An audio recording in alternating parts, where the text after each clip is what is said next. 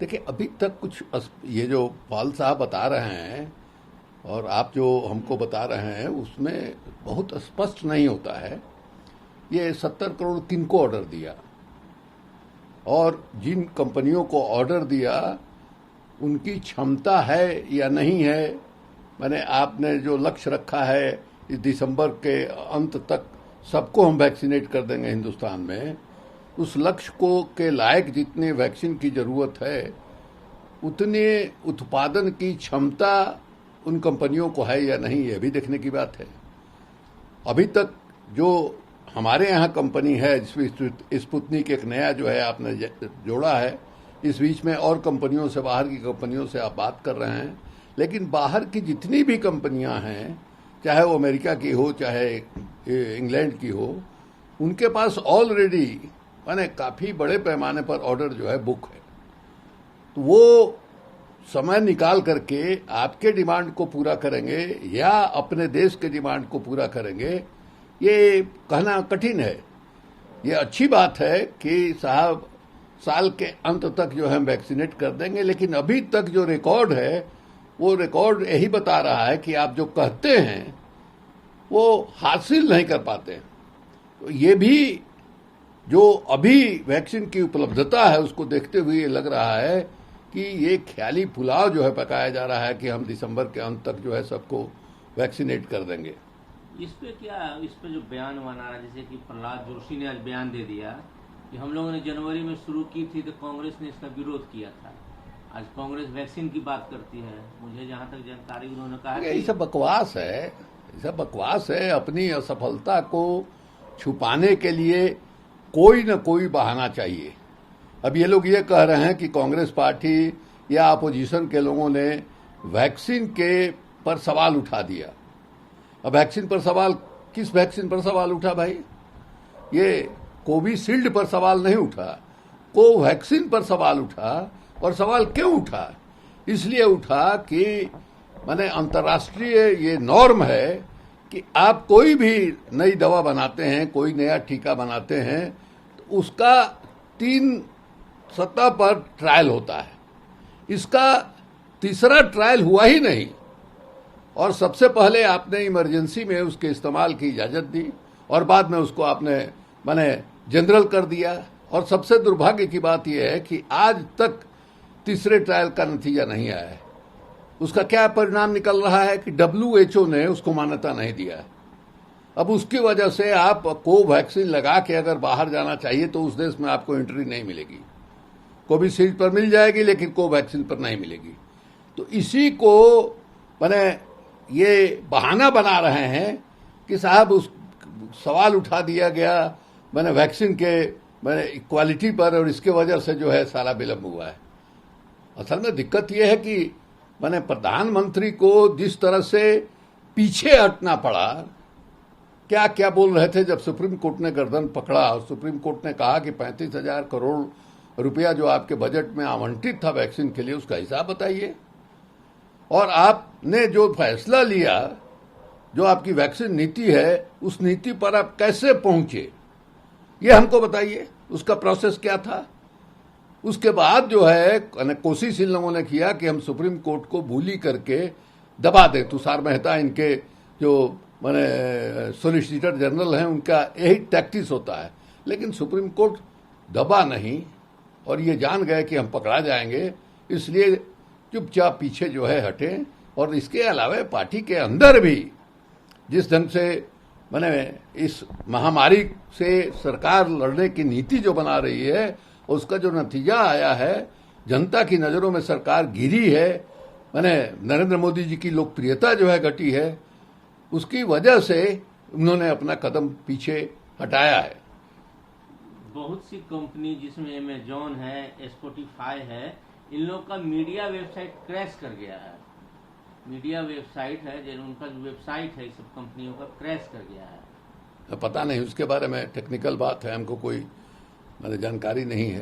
अरविंद केजरीवाल ने आज नरेंद्र मोदी को पत्र लिखा और कहा कि डोर स्टेप जो राशन डिलीवरी है घर घर जाके, उसको दिल्ली में परमिशन दे शुरू करने की। नहीं, क्यों रोका गया? यही आश्चर्य की बात है। अगर मान लीजिए दिल्ली की सरकार जो है सक्षम है घर घर राशन डिलीवरी करने का, इससे बड़ी राहत जो है उपभोक्ता को क्या हो सकती है। तो हमको ये लगता है कि एक अच्छा कदम दिल्ली की सरकार ने उठाया था और भारत सरकार उसको रोक रही है। इसका मतलब है कि मैंने लोगों को राहत देने के लिए जो कार्यक्रम बन रहा है उसको आप जो है रोकना चाहते हैं। इसके बारे में सफाई देनी चाहिए दिल्ली सरकार को कि आखिर क्यों रोक रहे हैं, उसके पीछे तर्क क्या है। ऐसे ही मनमाना जो है आपने आदेश दे दिया, ये तो ऐसा तो नहीं चलता है। कोई भी बात होनी चाहिए, तार्किक बात होनी चाहिए कि हाँ साहब इस वजह से ये हम कदम उठा रहे हैं। बगैर तर्क के आप इस तरह से किसी को रोक दीजिएगा इसलिए कि आपके पास ताकत है, तो ताकत का ये मनमाना दुरुपयोग है। महाराष्ट्र सरकार का डेलीगेट आज गया था, नरेंद्र मोदी से मिला, जिसमें उद्धव ठाकरे भी थे। बात हुई महाराष्ट्र आरक्षण पे, वैक्सीनेशन पे। वहां से निकल के उद्धव ठाकरे ने कहा कि मैं नवाज शरीफ से मिलने तो नहीं गया था, ये हमारे प्रधानमंत्री हैं, मैं एक स्टेट का मुख्यमंत्री हूँ, इसमें गलत क्या है। नहीं, इसमें क्या, हम भी कुछ नहीं देख रहे हैं। अभी राजनीति का मामला है। वहां भारतीय जनता पार्टी के एक सांसद हैं जो ये कह रहे हैं कि नहीं साहब, हम जो है इस महामारी के दौर में भी ये मराठा आरक्षण जो हुआ था जिसको सुप्रीम कोर्ट ने निरस्त कर दिया, हम उसके लिए आंदोलन करेंगे। अब ये लड़ाई जो है वोट की लड़ाई है। और तब जो है उद्धव ठाकरे को या उनकी पार्टी को या उनके गठबंधन को ये लगा कि नहीं साहब ऐसा नहीं कि ये बाजी मार जाए, हो गए प्रधानमंत्री से मिलने के लिए। और ये सही बात है, प्रधानमंत्री तो सबका प्रधानमंत्री है भाई। कोई भी जरूरत होगी तो लोग कहेगा ही प्रधानमंत्री से, तो प्रधानमंत्री से मिले हैं, इसमें कोई अदरवाइज देखने की जरूरत नहीं है। और सुप्रीम कोर्ट ने इसको खत्म किया है सिर्फ इस आधार पर कि साहब इस पर जो 1992 का फैसला है उस फैसले में 50% से अधिक जो है आरक्षण देने की व्यवस्था नहीं। और मराठा आरक्षण देने के बाद वो 50% की सीमा जो है वो उसका उल्लंघन होता है। लेकिन एक बात नहीं समझ में आई कि उस समय 1992 में जो आर्थिक रूप से कमजोर लोग थे उनको भी 10% की आरक्षण की व्यवस्था थी, उसको मैंने रद्द कर दिया था उस समय सुप्रीम कोर्ट ने कि साहब आर्थिक रूप से जो गरीब हैं उनको आरक्षण देने की व्यवस्था संविधान में नहीं है। तो इस बार आप मराठा वाला 50% का सीमा का दुहाई देकर उसको रद्द कर रहे हैं, तो आपने आर्थिक वाले पर भी मौन क्यों रह गए? इस पर भी उनको बोलना चाहिए था। ये कर्नाटक में क्या चल रहा है? वहाँ के जो एक्स सीएम है सिद्धारमैया बोलते हैं कर्नाटक के कि येदियुरप्पा से सरकार चल नहीं रही है, वहाँ सिस्टम पूरी तरह कोलैप्स कर गया है कर्नाटक में।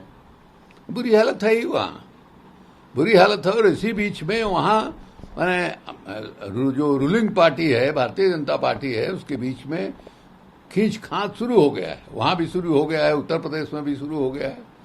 अब वहाँ जो है येदियुरप्पा साहब मुख्यमंत्री हैं, सबसे मजबूत नेता वही हैं, सबसे ज्यादा फॉलोइंग उनकी है।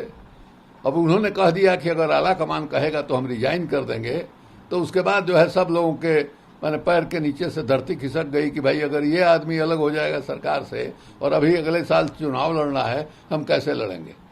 तो सरकार तो बिल्कुल बुरी तरह माने असफल है। जितना वहाँ कोरोना का केस है पूरे कर्नाटक में, उसका आधा तो सिर्फ बेंगलोर शहर में ये हालत है, बहुत बुरी हालत है वहाँ भी। केरला सरकार ने आज वहाँ के हाईकोर्ट को सूचित कर दिया कि 1 करोड़ डोज जो हम लोगों ने ऑर्डर दिया था वैक्सीन का, कंपनी ने हाथ उठा लिया, बोला कि जो केंद्र सरकार का लिमिट है वो इससे ज्यादा है, हम आपको 1 करोड़ नहीं वैक्सीन दे सकते हैं।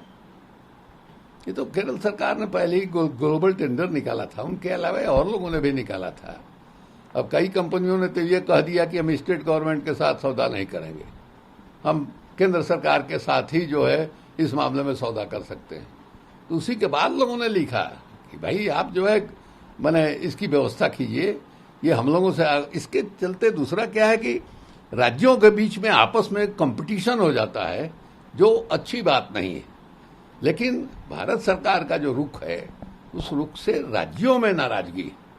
अब इधर जो है जब केरल के चीफ मिनिस्टर ने ही जितने भी अपोजिशन के सरकार के मुख्यमंत्री हैं सबको चिट्ठी लिखी कि भाई हम लोगों को कहना चाहिए, भारत सरकार पर दबाव डालना चाहिए कि वही खरीदे और हमको सप्लाई करे। ये जो हो रहा है कि राज्य खरीदेंगे, राज्य कहाँ से खरीदेंगे? राज्य के कितने राज्यों के पास साधन है? जीएसटी का पैसा मिल नहीं रहा है और उसके बाद कहा जा रहा है राज्यों को कि आप जो है खरीदी, कहाँ से खरीदेंगे?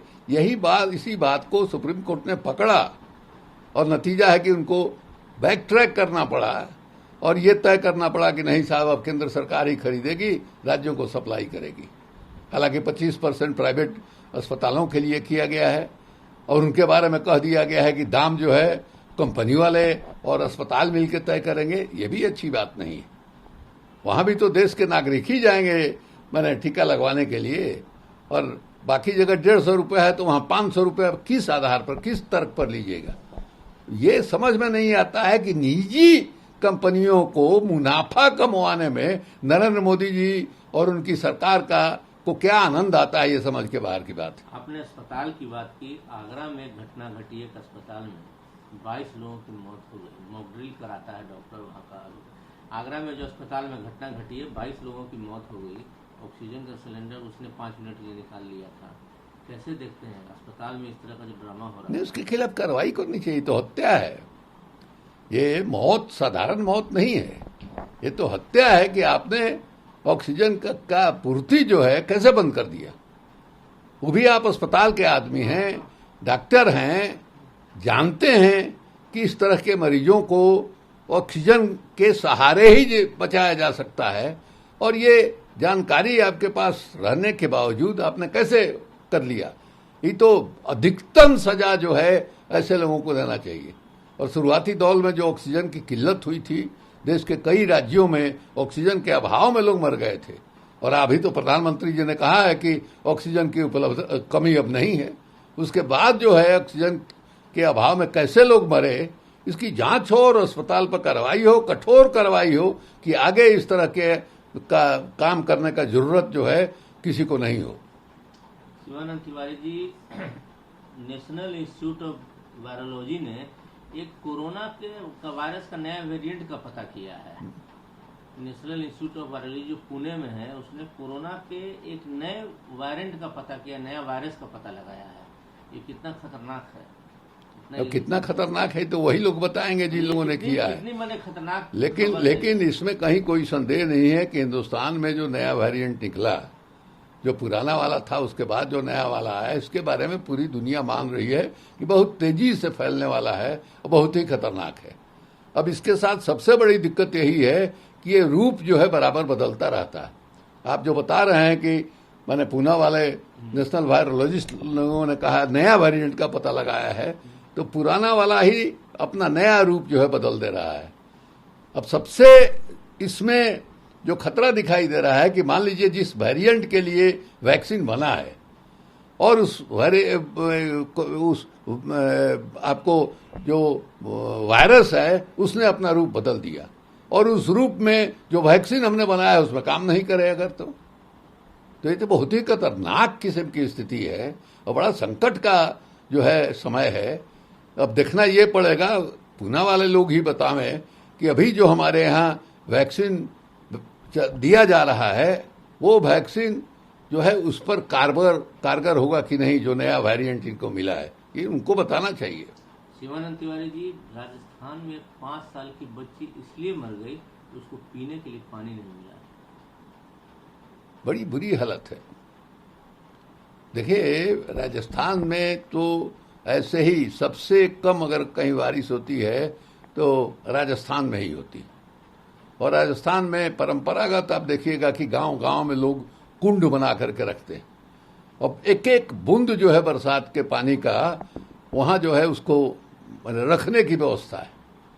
ये वहां की स्थिति है। तो पानी की ऐसे ही दिक्कत है, और इतनी तेज गर्मी है कि इस गर्मी में तो और ज्यादा प्यास लगती है, और उस बच्ची को आप कह रहे हैं कि प्यासे तड़प तड़प करके उसकी ये हो गई। ये बहुत ही चिंताजनक बात है। विज्ञान इतना आगे बढ़ा है, हम लोग मंगल ग्रह पर ये भेज रहे हैं, और पानी के अभाव में कोई इस तरह से मर जाए, ये शर्मिंदगी की बात है।